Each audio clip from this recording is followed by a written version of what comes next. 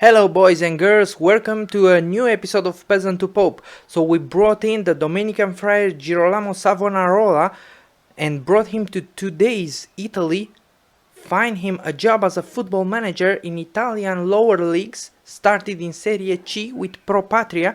In the first season we managed to avoid relegation via the playouts, and now we are in second season fighting for promotion. Are we able to take this squad to Serie B? Let's see.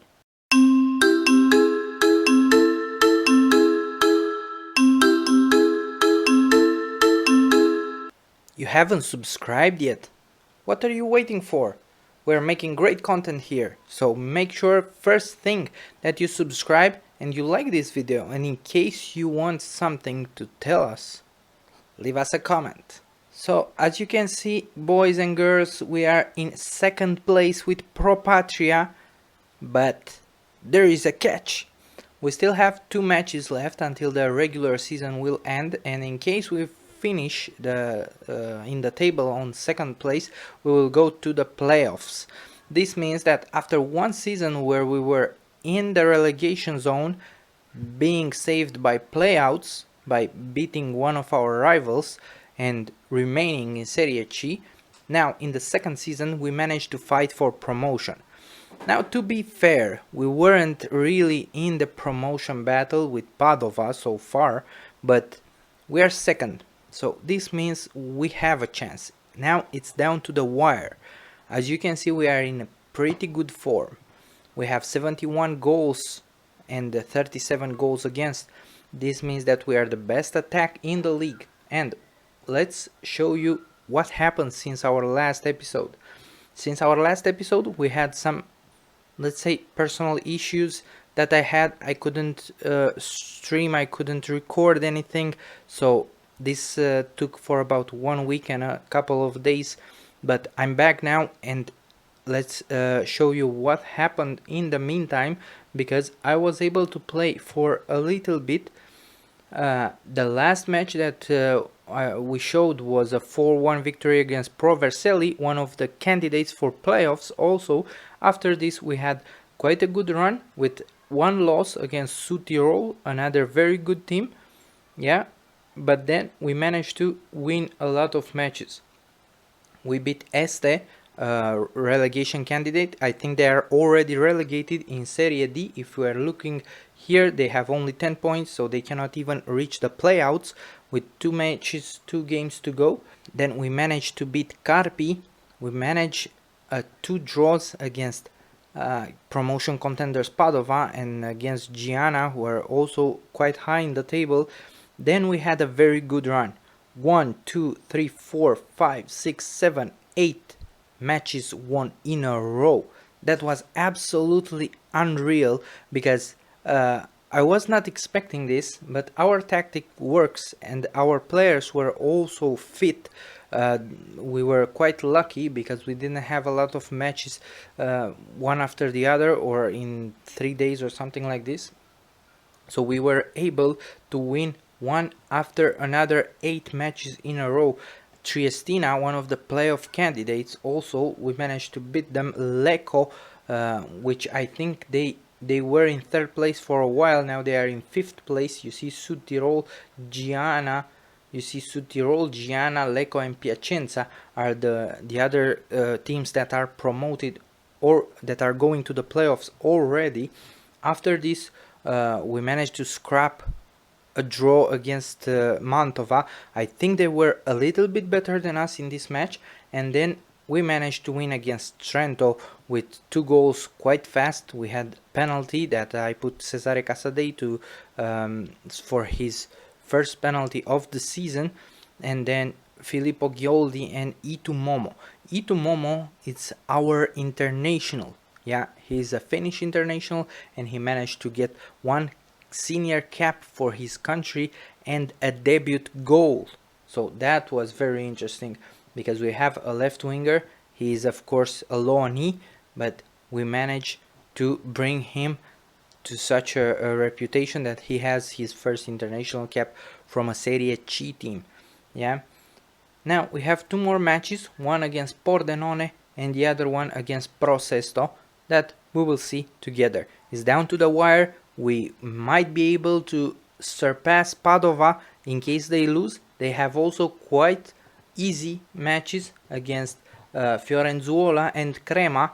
So two of the teams that are here in the playout zones, Crema and Fiorenzuola, they are fighting for their lives. But anyway, Padova, it's first team in the league. So I'm not really expecting us to be promoted directly, but let's see. On the transfer side, we managed to bring in 2 players during the winter transfer window. One of them, Elia Bortoluz, an Italian striker, 26 years old. He's a big man, 190, and he is just a guy that you can send up front to be like a target forward. The other one is Andrea De Gidio, which we brought in for a small amount of 5k from our playoff rivals Prosesto. He is very good with his feet. He managed to get 1 assist also for us. He brought us a little bit more stability than we had with Elia Benedettini. He is wanted by Benfica, but his contract will probably expire, and I don't think that we have the money needed to prolong, to extend his contract. This is one of the things that we will discuss further on, because as you can see, these are the contracts that we need to extend, at least these, but unfortunately the club does not have enough money, not even to extend these. But this is subject probably for next episode or 2 episodes from now. Let's see down to the wire the last 2 matches. So we are ready for our first match against Pordenone. Just 2 game weeks left until the end of Serie C regular season, and we are down to the wire if we are going to win the league and be promoted directly to Serie B, or if we are going to the playoffs. Stay tuned. We have a chance to move to the top spot. This is what we want the players to know, that we have a chance to move to the top spot. We are going with our best 11. We don't have any injured players out of the first 11 ones, and I think that we have a chance against this Pordenone side. Momo, now on the left side, Casade with a header, 1-0 after 7 minutes. We are there, we are there, we are there. It is exciting times. Pizzu with a great pass down the left hand side, Momo with the cross, and Casade. Casade is playing as a mezzala, but he is a very attacking player. He's quite tall. If you know, in real life he's going to Chelsea, so he's an Inter player that we loaned in from Inter, and in real life he is going to Chelsea, so he's a very good midfielder or attacking midfielder. And if you remember, at the beginning of the season we had some disputes or some discussions with the manager of Inter, because he was not really pleased that we were using him as a shadow striker or attacking midfielder instead of using him as a central midfielder. Now, oh, Candelone, De Gidio, good one. Now we are using him as a central midfielder, but as a mezzala, so he's performing quite well there. Oh, Passa. So it seems that they are winning the headers, even though Casade scored with a header. Now Peri, Giacomelli, Passa, Basoli, Camporese. Oh, and what a goal, Candelone. Stupid from De Gidio to come out there, but it seems that I will put him as a goalkeeper defense. Doesn't work for him to be sweeper keeper. It seems that we are losing the headers here. It was Boffelli this time. We need to mark these guys tighter, because I think that they are also playing kind of a direct mode of playing, direct passes, long passes, just like we are doing it. Momo, Casade, great header, and now Castelli. Oh, what a goal! Davide Castelli! Great cross from Mattia Zanotti and a volley from our striker Davide Castelli. Momo now, Momo change, excellent, and then Casade, Zanotti first touch, and Castelli also with the first touch. Great volley, great momentum. Now we have great momentum, and we need to take into advantage this momentum that we have. Just 1 point behind Padova, who are also in the lead, 1-0 away at Crema. It's down to the wire. Padova are 2-0 up right now after Germano scored for them. Yeah, we got 2 bookings, Boffelli and Pizzu, but fortunately for us, not a lot of highlights. Let's pause a little bit and make some small changes. We stop this get stuck in, and we will do a couple of changes. First one, we will bring in Leonardo Gali for for Stanzani. We need to change Stanzani, but we will bring in Domenico La Ragione. I think it's much better to bring him in, and he will play as an inside forward attack on the right hand side, while Momo will go in support Zanotti. The same thing, he will go in support. And I want to change something at the middle of the park, but I think these guys are quite good. So let's go like this. We are still playing positive. We don't go to balance or cautious yet, as of yet. We still have 10 minutes to go from the regular time. Casadei now, we have a highlight. Oh, Torasi, good recovery there, right in the 6-yard box or close to there. Saporetti to Lolo. Lolo, pass back to the keeper. Degidio with a long ball. Castelli! Oh, what a goal! 3-1 Davide Castelli. Amazing match for the guy. Amazing match. We see a pass back to the keeper, and then Degidio coming there with the assist. Just as we discussed, Castelli from outside of the box with a great shot. Great shot. This is what helps when you are in these kind of lower leagues. That you have some players that can get some shots from outside the box, because the keepers, you know, you don't have your Ederson or your Alisson there, you don't have Handanovic, you have quite poor keepers. We won 3-1. Let's go to the next match. Prosesto, boys and girls, it's the last match of the season, and we are there down to the wire, 1 point below Padova. It is something incredible. I don't know if you are comprehending my enthusiasm here. Of course, it's a much tougher game for us. Prosesto are in 10th place, where Fiorenzuola, if you can see here just above my head there, in 17th place. Padova, it's playing at home, we are playing away. It's a much tougher game for us, but it's Prosesto last match of the season. We have all the team fit. We have just one guy who is injured, that is not in our first 11, but then we have all the team fit. We are playing our 4-2-3-1 that we played full season, and I hope for a very good result. At least we will do our part. If they don't lose points, we finish in 2nd place and we go to the quarterfinals of the playoffs. Let's see what happens. Here we are, starting the match. First highlight with Prosesto attacking. We are playing away. They are playing quite an attacking form, and now Degidio with a good handling. Now Castelli, we are on the counter. Davide Castelli goes to the right hand side. Davide Castelli now with a cross, Baldanzi with a header, but Pecorini is there to sweep up. Stanzani for Zanotti. Zanotti on the right side, but the highlight just ends there. Let's see where we will be. It's still 0-0 everywhere. Also Padova after 10 minutes with Fiorenzuola. It's 0-0. Down to the wire. Now Baldanzi with a cross. Caversasi takes the ball out of the box there. Caponia. And they are having a counter. Caponia.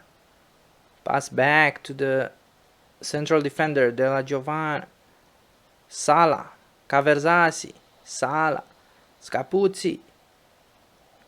Oh, Pecorini, Pizzu and Caponia! Scores Riccardo Caponia.